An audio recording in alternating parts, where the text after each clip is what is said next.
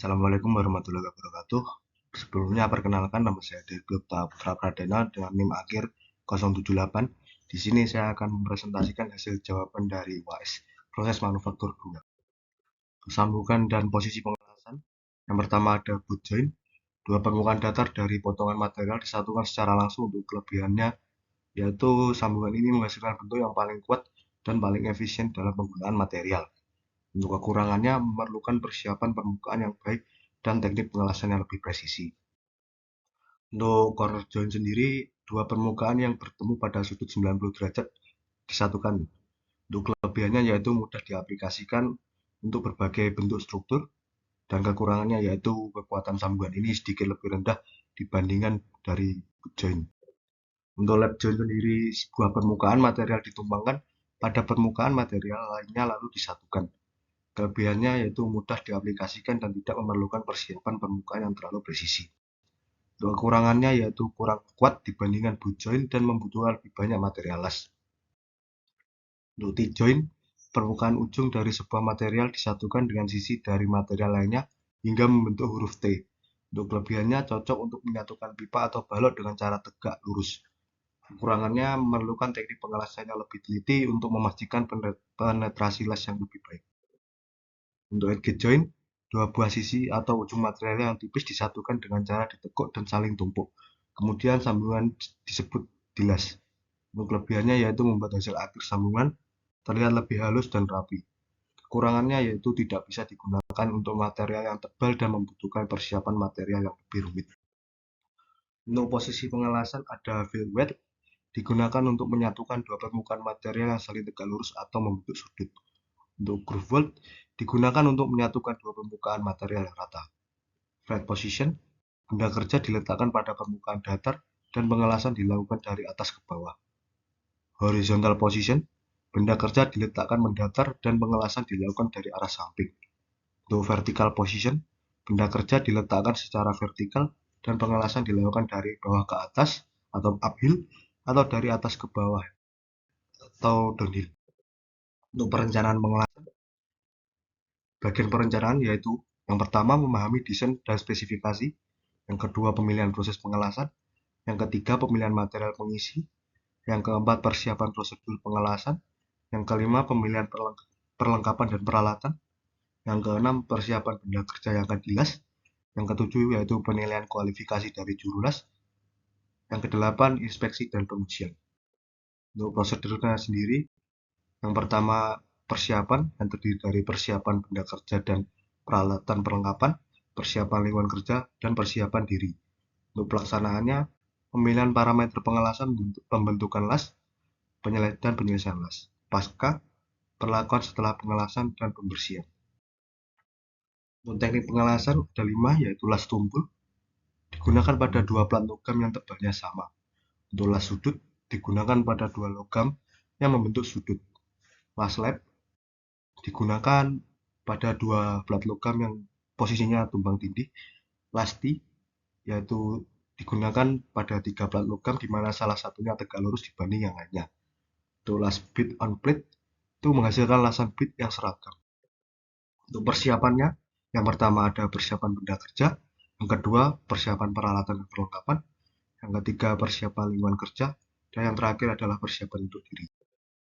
Melakukan masa pengelasan ada annealing, normalizing, stress relieving, dan tempering. Untuk manajemen pengelasan, penetapan tujuan dan sasaran pengelasan yang jelas, penyusunan rencana pengelasan yang detail dan terstruktur, pemilihan personel yang kompeten dan berpengalaman, penyediaan peralatan dan perlengkapan yang memadai, penerapan inspeksi dan pengujian lasan untuk memastikan kualitas hasil pengelasan. Yang terakhir ada peningkatan berkelanjutan proses pengelasan melalui pelatihan dan evaluasi.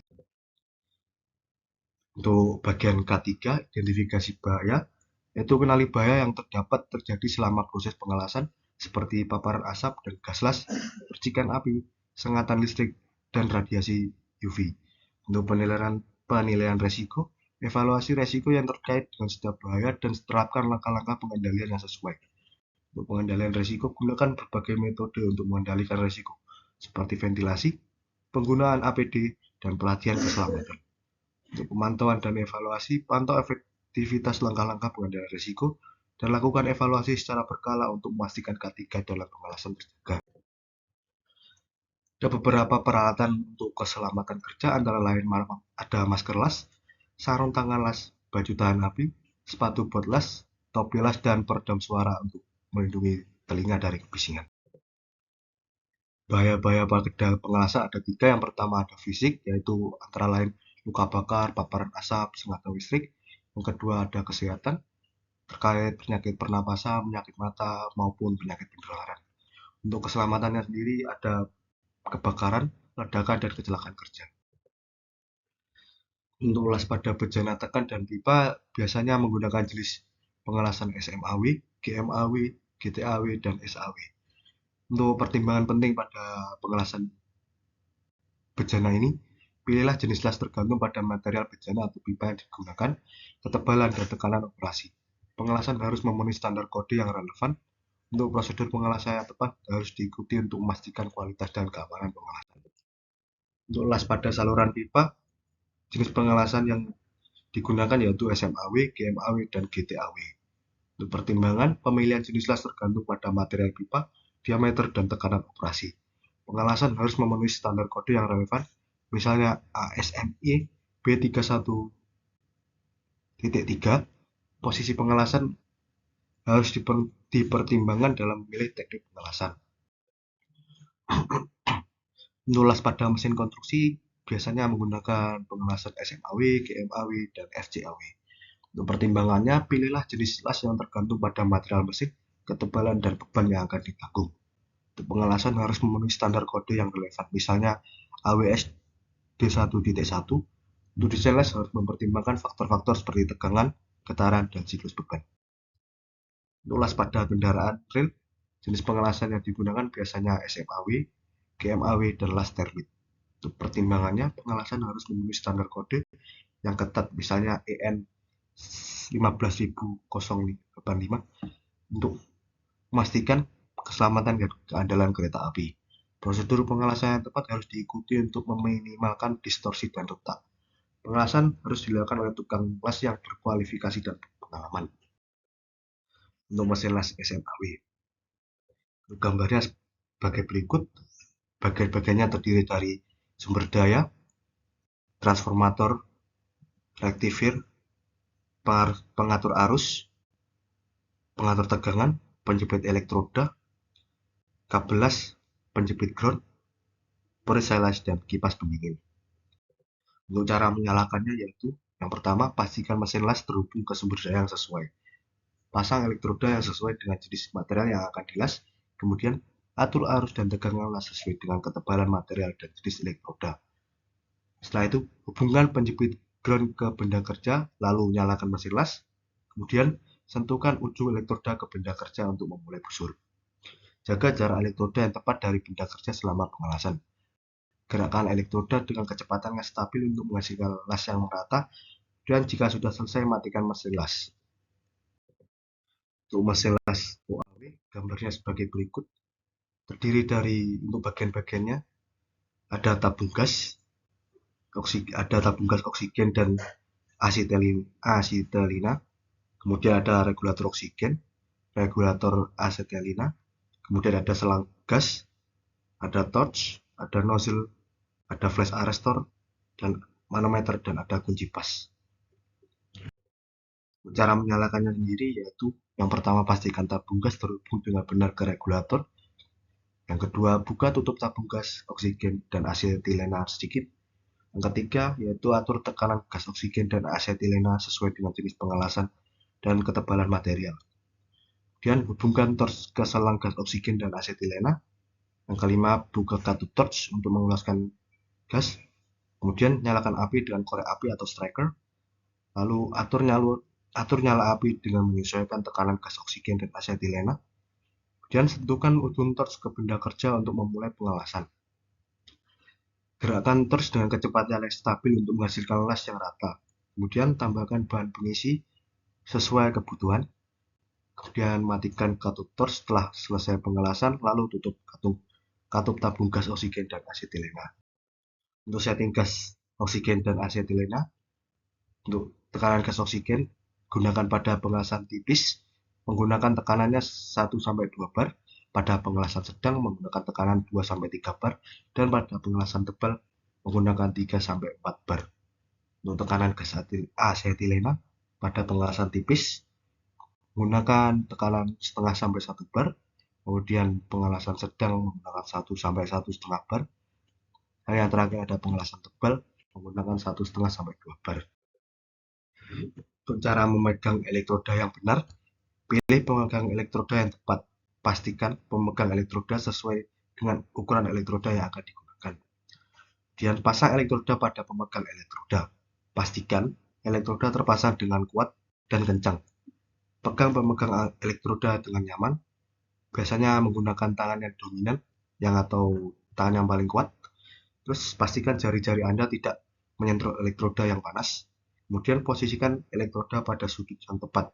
Sudut elektroda yang benar akan tergantung pada jenis lasan yang dibuat. Terakhir, jaga agar elektroda tetap stabil, hindari goyangan elektroda saat Anda mengelas. Nah, untuk sudut-sudut yang digunakan pada saat pemegangan elektroda, biasanya pada sudut 30 derajat untuk lasan yang digunakan pada penetrasi penuh dan sudut. Untuk 45 derajat biasanya digunakan pada lasan tumpang tindih dan fillet, dan untuk 60 derajat digunakan pada lasan overhead. Untuk posisi tubuh yang digunakan saat memegang elektroda yang benar, yang pertama ada berdiri dengan tegak dan seimbang, yang kedua ada buka kaki selebar bahu, yang ketiga siku sedikit ditekuk, yang keempat leher tetap dalam kondisi lurus, dan yang terakhir ada gunakan helm las untuk melindungi mata dan wajah. Untuk persiapan pengelasan ada pilih jenis pengelasan yang tepat, siapkan material yang akan dilas, pilih elektroda yang tepat, siapkan mesin las dan kenakan APD. Untuk penyalaan busur las, yang pertama ada sentuhkan ujung elektroda ke material yang akan dilas, kemudian tarik elektroda dengan cepat untuk menciptakan percikan api. Yang terakhir ada saat busur tercipta, jaga agar elektroda tetap pada jarak yang tepat dari material yang akan dilas. Untuk cara pengelasan yang benar, jaga elektroda pada sudut yang tepat, kemudian gunakan gerakan waving yang konsisten. Setelah itu, jaga kecepatan secara konsisten, kemudian pastikan penetrasi las yang cukup, dan terakhir, bersihkan slag dan spatter secara teratur. Untuk cara mengejar las, yang pertama, pastikan jalur las lurus dan rata. Kedua, gunakan lebar las yang tepat, dan yang terakhir, hindari undercutting dan overcutting. Nah, di sini saya akan menjelaskan contoh pengelasan di sekitar saya dan hasil identifikasinya. Untuk hasil pengelasannya, saya mengambil las pada pagar rumah. Untuk hasil pengelasannya menggunakan metode SMAW, dan hasil lasannya terlihat kasar dan tidak rata, dengan riak yang jelas terlihat oleh mata. Sekian dari saya, ada kurang lebihnya mohon maaf. Wassalamualaikum warahmatullahi wabarakatuh.